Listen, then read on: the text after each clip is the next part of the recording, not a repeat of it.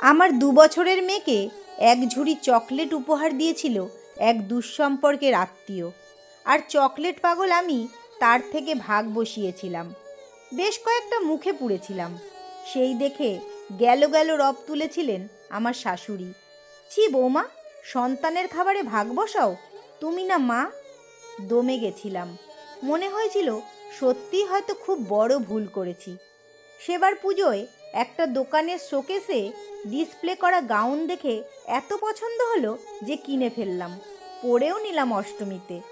আমার পোশাক দেখে 2 ননদ বললেন, এ কি ছোট বউ, এমন পোশাক কি পরা ঠিক হয়েছে তোর? তুই না একটা 5 বছরের মেয়ের মা। পলকেই ওরা আমায় বুঝিয়ে দিল 5 বছরের মেয়ের মায়ের ড্রেস কোড থাকা আবশ্যক, ইচ্ছামতো পোশাক পরার অধিকার তার নেই। আমার বেস্ট ফ্রেন্ড রিমিতার বাড়ি গেছিলাম একদিন, ও আমেরিকা থেকে ফেরার পর। গল্পে আড্ডায় পের হয়ে গেছিল অনেকটা সময়। ফিরতে একটু দেরিই হয়েছিল। ঘরে ঢুকতেই 2 যা প্রায় তেড়ে এলেন। বন্ধুর বাড়ি গিয়ে ফ্রিজ হয়ে গেলে?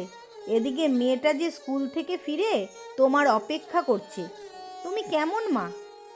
মুহূর্তেই যেন উপলব্ধি করতে বাধ্য হলাম যে মায়েদের বুঝি কোনো নিজস্ব ভালো লাগার ব্যক্তিগত সময় থাকতে নেই, তেমন কিছু থাকার ইচ্ছা হওয়াটাও অপরাধ।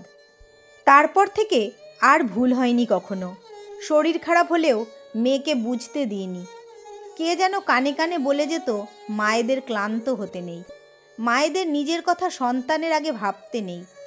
মেয়ে এখন আমার বড় হয়েছে, ইউনিভার্সিটিতে পড়ে, ওর পরীক্ষা চলছে এখন, ফাইনাল এক্সাম।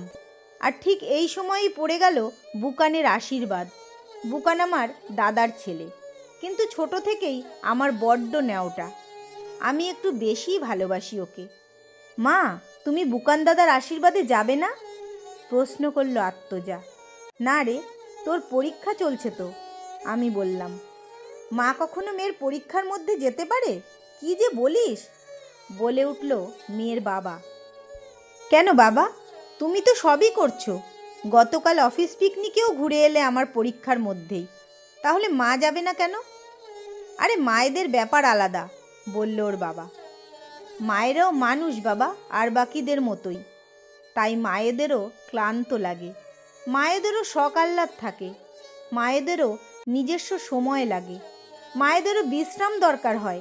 মায়েরা কোনো সুপারম্যান নয়, মায়েরা কোনো মেশিন নয়।